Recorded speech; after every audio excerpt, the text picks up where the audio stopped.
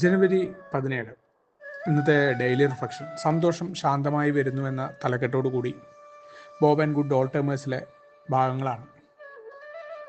സന്തോഷം ശാന്തമായിട്ട് വരണം എന്നുണ്ടെങ്കിൽ എന്താണ് ഞാൻ ചെയ്യേണ്ടത്? പണ്ട് സന്തോഷം എന്ന് പറയുന്നത് വേണ്ടി തന്നെയാണ് മദ്യത്തെ ആശ്രയിച്ചത്.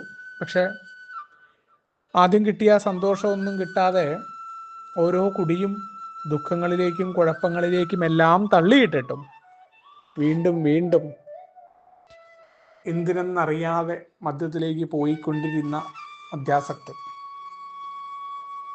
ഇവിടെ ആൽക്കഹോളിക്സ് അനോണിമസിന്റെ പ്രോഗ്രാമിലേക്ക് വരുമ്പോൾ പ്രോഗ്രാം പറയുന്നു, ആത്മീയമായ ചില നിയമങ്ങൾ നിങ്ങൾ അനുസരിക്കണം എന്ന് പറഞ്ഞുകൊണ്ടാണ് തുടങ്ങുന്നത്. അങ്ങനെയുള്ള ആത്മീയത വളരെ സിമ്പിളായിട്ടുള്ള ആത്മീയതയാണ്. അതിന് വലിയ തലങ്ങളൊക്കെ അല്ലെങ്കിൽ നിങ്ങളുടെ പ്രത്യേകമായ രീതികളോ അല്ലെങ്കിൽ നിങ്ങൾ പ്രത്യേകമായ സമയങ്ങളിൽ ഇരുന്നു കൊണ്ട് എന്തെങ്കിലും പറഞ്ഞുകൊണ്ടിരിക്കുകയോ ജപിച്ചുകൊണ്ടിരിക്കുകയോ ഒന്നും വേണ്ട. സിമ്പിളായിട്ട് തന്നെ ചെയ്യാം. പ്രാർത്ഥന പോലും വളരെ ലളിതമാണ്. മാറ്റുവാൻ പറ്റാത്തവയെ എന്ന് പറഞ്ഞുകൊണ്ട് ആരംഭിക്കുന്ന പ്രാർത്ഥന. പക്ഷെ ആ പ്രാർത്ഥനയുടെ പ്രാവർത്തികത, അതിൽ സന്തോഷം അടങ്ങിയിട്ടുണ്ട് എന്നുള്ളതും കൂടി സത്യമാണ്.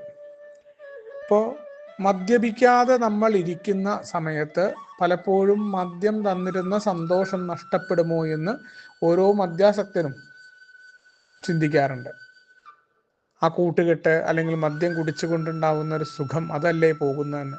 ആൽക്കഹോളിക്സ് അനോണിമസിന്റെ പ്രോഗ്രാം നമുക്ക് അതിനേക്കാളൊക്കെ ഉപരിയായ ആ കൂട്ടായ്മ തരുന്ന ഒരു സന്തോഷമുണ്ട്.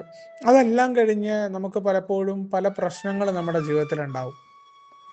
ആ പ്രശ്നങ്ങളൊക്കെ ഉണ്ടാകുമ്പോൾ നമ്മൾ ആഗ്രഹിച്ച രീതിയിൽ കാര്യങ്ങളൊക്കെ നടക്കുമ്പോൾ നമ്മളും ആവേശപൂർവ്വം എല്ലാം ദൈവത്തിൻ്റെ അനുഗ്രഹമായിരുന്നു എന്ന് പറയുന്ന ആ ആവേശമൊന്നും തന്നെ നമ്മൾ വിചാരിക്കാതെ നനച്ചിരിക്കാതെ ജീവിതത്തിൽ കടുത്ത കുഴപ്പങ്ങളും പ്രശ്നങ്ങളും ഒക്കെ ഉണ്ടാകുമ്പോൾ നമ്മുടെ ഇതം മാറുന്നു. നമ്മളവിടെ ഇങ്ങനെ ആഗ്രഹിക്കുകയാണ് ഈ പ്രശ്നങ്ങളൊക്കെ ഒന്ന് തീർന്ന് സന്തോഷമായിട്ട് എപ്പോഴാണ് നമുക്കൊന്ന് ഇരിക്കാൻ പറ്റുക. അപ്പോഴും നമ്മൾ ചില ഉപാധികളൊക്കെ വയ്ക്കും. ഇന്ന കാര്യം നടന്നാൽ നമുക്ക് സന്തോഷമായിരിക്കും എന്ന് നമ്മൾ ചിന്തിക്കുകയാണ് ആ രീതിയിലാണെന്ന്. അവിടെയാണ് പറയുന്നത്, ആളുകളും സാഹചര്യങ്ങളും നമുക്ക് വേണ്ടി മാറിയിട്ടുണ്ടാകുന്ന സന്തോഷത്തെക്കുറിച്ചല്ല പ്രോഗ്രാം പറയുന്നത്. അതിന് എന്താണ് ആദ്യം ചെയ്യേണ്ടത്? ആദ്യം ഞാൻ എൻ്റെ ദുർബലതകൾ സമ്മതിക്കുക. എന്തൊക്കെ ദുർബലതകളാണ് എനിക്കുള്ളത്? ഏറ്റവും വലിയ കുഴപ്പം എന്ന് പറയുന്നത്, എല്ലാ കാര്യങ്ങളും ഞാൻ ആഗ്രഹിച്ച എൻ്റെ ചിന്തയിലാകുന്ന പോലെയാണ് മറ്റുള്ളവർ വേണ്ടത് എന്നതാണ് എൻ്റെ സ്വഭാവം. അവിടെ മാറ്റം വരണം.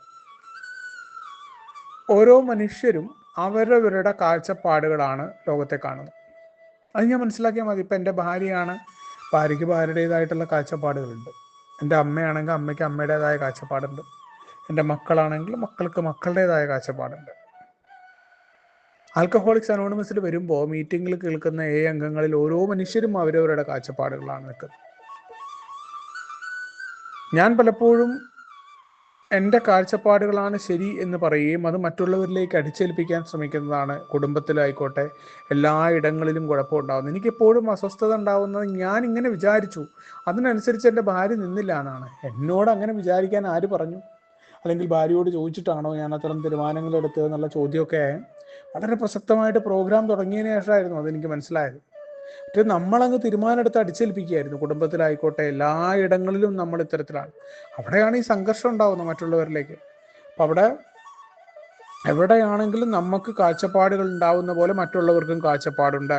അതറിയാൻ ശ്രമം നടത്തേണ്ടതുണ്ട് എന്ന് മനസ്സിലാക്കുകയാണ് ആദ്യത്തെ പരിപാടി. അപ്പോഴാണ് നമുക്ക് സന്തോഷം എന്ന് പറയുന്ന സ്റ്റേറ്റ് എങ്ങനെയാണെന്ന് നമുക്ക് മനസ്സിലാക്കാൻ പറ്റുക. അതേപോലെ നിരവധി മനുഷ്യരുടെ കുറവുകൾ കണ്ടുകൊണ്ട് ആ കുറവുകളുടെ കുറ്റം, ഭാര്യ അങ്ങനെ ചെയ്തു, ഭാര്യ ഇങ്ങനെ, പ്രത്യേകിച്ച് ഭാര്യയെക്കുറിച്ചാണ് പലപ്പോഴും പറയുക. അല്ലെങ്കിൽ മാതാപിതാക്കളായിക്കോട്ടെ അവരുടെ കുറവുകൾ, അവരെങ്ങനെയാണ് എങ്ങനെയാണ്, അവരിപ്പോൾ വേറെ ഏതെങ്കിലും സഹോദരനോട് അങ്ങനെ കാണിക്കുന്നു, ഇങ്ങനെയൊക്കെ തുടങ്ങി അല്ലെങ്കിൽ പല കാര്യങ്ങളും നമുക്ക് വെളിവായിട്ട് വരും മറ്റുള്ളവരുടെ. ഏടെ പ്രോഗ്രാം പറഞ്ഞു, നീ മറ്റുള്ളവരുടെ കുറവുകളിലേക്ക് നോക്കുന്നു, നിനക്ക് കുറവുകളില്ലേ എന്ന് വെച്ചു. നീ കണ്ടത് നിനക്ക് കുറവുകളുണ്ട്. ഏറ്റവും പ്രധാന ഒരു കുറവാണ് നീ മറ്റുള്ളവരുടെ കുറവ് കാണുന്നത്. നിന്റെ സ്വഭാവമില്ല, അത് നിന്റെ ഒരു കുറവാണ്. അപ്പോൾ ഓക്കെ, എനിക്ക് കുറവുകളുണ്ട്. അപ്പം ഞാൻ എന്ത് ചെയ്യണം? മറ്റുള്ളവരുടെ കുറവുകളോട് ഞാൻ പൊറുക്കേണ്ടതുണ്ട് എന്ന് പറയുകയാണ്. സഹിഷ്ണുത പുലർത്തണം. അത് പ്രോഗ്രാമിൻ്റെ ഏറ്റവും പ്രധാന ഭാഗമാണ്. മറ്റുള്ളവരുടെ കാഴ്ചപ്പാടുകളോട്, അവരുടെ കുറവുകളോട് എനിക്ക് സഹിഷ്ണുത ഉണ്ടായിരിക്കണം എന്ന് പറഞ്ഞു. അപ്പം അങ്ങനെ സഹിഷ്ണുത ഉണ്ടായിരിക്കാൻ എനിക്ക് പറ്റുന്നില്ല എന്ന് അറിയുന്നിടത്താണ് ആ സഹിഷ്ണുതയ്ക്കായിട്ടുള്ള പ്രവർത്തനങ്ങളുമായിട്ട് പ്രോഗ്രാം നമ്മളെ മുന്നോട്ട് കൊണ്ടുപോവുകയും പതുക്കെ പതുക്കെ നമുക്കത് ആത്മപരിശോധനയും മറ്റൊരാളിലൂടെ ഏറ്റുപറയലും ഒക്കെ ചെയ്യുന്നതിലൂടെ അത് കൈവരികയും ചെയ്യാണ്. മറ്റുള്ള മനുഷ്യർക്കുണ്ടാകുന്ന അഭിപ്രായങ്ങളെ ആദരിക്കുക. ഇതിൻ്റെ ഫലമായിട്ട് നമുക്ക് കിട്ടുന്നൊരു ഗുണം കൂടിയാണത്. മറ്റു മനുഷ്യർക്ക് അവരുടേതായിട്ടുള്ള അവരോടൊക്കെ ചർച്ച ചെയ്ത് കാര്യങ്ങൾ തീരുമാനമെടുക്കാനുള്ള ഒരു പ്രേരണ നമുക്ക് കടന്നു വരും. അപ്പോൾ എന്താ ഉണ്ടാവുക എന്ന് വെച്ചാൽ, സന്തോഷം എന്ന് പറയുന്നത് നമ്മൾ പണ്ട് വിചാരിച്ചിരുന്ന പോലെ ഭൗതികമായ ഉയർച്ചകൾ ഉണ്ടാകുമ്പോൾ, നമ്മൾ വിചാരിച്ച പോലെ കാര്യങ്ങൾ നടക്കുമ്പോൾ ഉണ്ടാകുന്ന സന്തോഷമല്ല. ആ സന്തോഷത്തിനൊക്കെ അല്പായുസ്സുകൾ മാത്രമാണ്. അതുകൊണ്ടാണ് നമ്മൾ നോക്കിയാൽ മതി, നമുക്ക് ഇന്നുണ്ടാകുന്ന സന്തോഷം ഇത് കിട്ടാത്തൊരു സാധനം കിട്ടുമ്പോൾ വലിയ ആനന്ദം ഉണ്ടാകും. ആ ആനന്ദം വളരെ പെട്ടെന്ന് നമുക്ക് ആ സന്തോഷം പെട്ടെന്ന് പോകും നമ്മുടെ. പക്ഷേ നീണ്ടു നിൽക്കുന്ന സന്തോഷങ്ങൾ, നമ്മൾ കുറേ കാര്യങ്ങളായിട്ട് അത് നീണ്ടു നിൽക്കുന്ന സന്തോഷങ്ങൾ ഉണ്ടാവേണ്ടതുണ്ട്. ആ നീണ്ടു നിൽക്കുന്ന സന്തോഷം എന്ന് പറയുന്നത് അതൊരു പ്രത്യേകതരമായിട്ടുള്ള ഒരവസ്ഥയാണ്. അത് എളുപ്പമായിട്ട് നമുക്ക് സംഭവിക്കുന്നതല്ല. പക്ഷെ ഒരു കാര്യത്തൂടെ അത് നമുക്ക് സംഭവിക്കും. ഇപ്പം നമ്മൾ നേരത്തെ പറഞ്ഞ പോലെ മറ്റുള്ളവരുടെ അഭിപ്രായങ്ങളെ നമുക്ക് ആദരിക്കാൻ പറ്റുന്നുണ്ട്. അത് അവരുടെ അഭിപ്രായമാണ്, അത് അവർക്ക് പറയാനുള്ള സ്വാതന്ത്ര്യമുണ്ട് എന്ന് വകവെച്ചു കൊടുക്കുമ്പോൾ അവരുടെ വാക്കുകളും പ്രവൃത്തികളും നമ്മളെ അഗാധമായിട്ട് അസ്വസ്ഥതപ്പെടുത്തില്ല. അപ്പോൾ നമ്മളെ വിഷമിപ്പിക്കാൻ ഒരാൾക്ക് കഴിയില്ല എന്ന പോലെ തന്നെയാണ് നമ്മളുടെ സന്തോഷം തകർക്കാനും മറ്റൊരാൾക്ക് പറ്റില്ല. മറ്റേ നമ്മൾ പറയും നമ്മൾ വളരെ ഹാപ്പി ആയിരുന്നു, അത് ഇന്നയാൾ നശിപ്പിച്ചു, നല്ല മൂഡായിരുന്നു, അങ്ങനെ ഇല്ല എന്ന് നമുക്ക് പ്രോഗ്രാം ചെയ്യാൻ മനസ്സിലാവും. അങ്ങനെ മറ്റുള്ളവർക്ക് പറ്റില്ല. അങ്ങനെ അത് നമ്മുടെ കുറവാണ്. അങ്ങനെ മറ്റുള്ളവരുടെ വാക്കുകളും പ്രവൃത്തികളും നമ്മളെ ബാധിക്കുന്നുണ്ടെങ്കിൽ അത് നമ്മളിലെ കുറവാണ് എന്ന് തിരിച്ചറിവ് തരുന്ന പ്രോഗ്രാമാണ് ഒന്നാമത്തെ പടിയൊക്കെ. അവിടെയാണ് നമ്മൾ അനിയന്ത്രിതമായ ജീവിതത്തിനെ ഏതൊക്കെ രീതിയിൽ ആത്മപരിശോധന നടത്തി നമ്മൾ കണ്ടെത്തിയിട്ടുണ്ടെന്നാണ്. മറ്റുള്ളവരുടെ വാക്കുകളും പ്രവൃത്തികളും നമ്മളെ ബാധിക്കുന്നുണ്ടെങ്കിൽ അവർക്ക് അതിൻ്റെ അഭിപ്രായങ്ങൾ പറയാനുള്ള സ്വാതന്ത്ര്യമുണ്ട് എന്ന് നമുക്ക് കാണാൻ പറ്റുന്നില്ലെങ്കിൽ അത് നമ്മളുടെ കുറവാണ്. അത് മനസ്സിലാക്കുമ്പോഴാണ് നമ്മൾ എങ്ങനെയാണ് മറ്റുള്ളവർക്ക് വേണ്ടി പ്രയോജനപ്പെടുത്തുന്നവരായിട്ട് നമ്മൾ മാറുക എന്നതാണ് പ്രോഗ്രാമിന്റെ ലക്ഷ്യം എന്ന് പറയുമ്പോൾ. സന്തോഷത്തിനായിട്ട് മറ്റുള്ളവരുടെ പ്രവൃത്തികളും ചിന്തകളും ഒക്കെ നമ്മൾ വിചാരിച്ച പോലെ ആയിട്ടല്ല വരേണ്ടത് എന്ന് നമ്മൾ മനസ്സിലാവും. ബാങ്ക് മാനേജർക്ക് വേണ്ടിയിട്ട് നമ്മൾ ലോണിന് കൊടുത്ത് അയാൾ ബാങ്ക് ലോണ് തന്നാൽ മാത്രമല്ല നമ്മൾ സന്തോഷം ഉണ്ടാകും.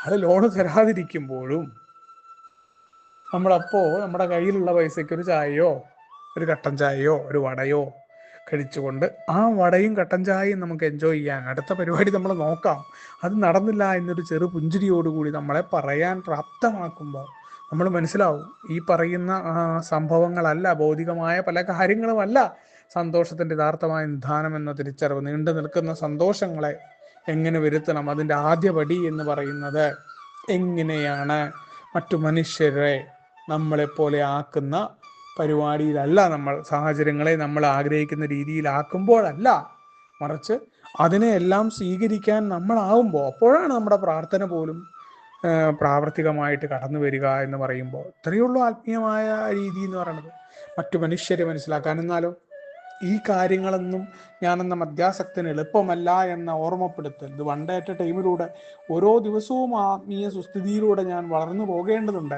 പറയുന്ന നിർദ്ദേശങ്ങൾക്കനുസരിച്ച് മറ്റുള്ളവരോടൊത്തുള്ള പ്രവർത്തനം പോലും അതിനു വേണ്ടിയിട്ടാണ്. മറ്റുള്ളവർക്ക് വേണ്ടി എന്ത് ചെയ്യാൻ പറ്റും എന്നതിനെ ആശ്രയിച്ചിട്ട് തന്നെയാണ് എൻ്റെ സന്തോഷവും നിലനിൽക്കുന്നത്. എൻ്റെ പ്രശ്നങ്ങളെ മറികടക്കാൻ ഏറ്റവും നന്നായി നിൽക്കുന്ന മാർഗം മറ്റുള്ളവരോട് ചേർന്നുള്ള പ്രവർത്തനം കൂടിയാണ്. എൻ്റെ ദുർബലതകൾ തിരിച്ചറിഞ്ഞുകൊണ്ടായിരിക്കണം ഞാൻ അതിൽ ഏർപ്പെടേണ്ടത് എന്ന് കൂടി ഓർമ്മപ്പെടുത്തിക്കൊണ്ടാണ് ഇന്നത്തെ ഡെയിലി റിഫ്ലക്ഷൻ കടന്നു വരുന്നത്. നമുക്ക് ഒരുമിച്ചുകൊണ്ട് പറയുന്നത് മുന്നോട്ട് പോകാം. ശുഭദിനം, സുപ്രഭാതം.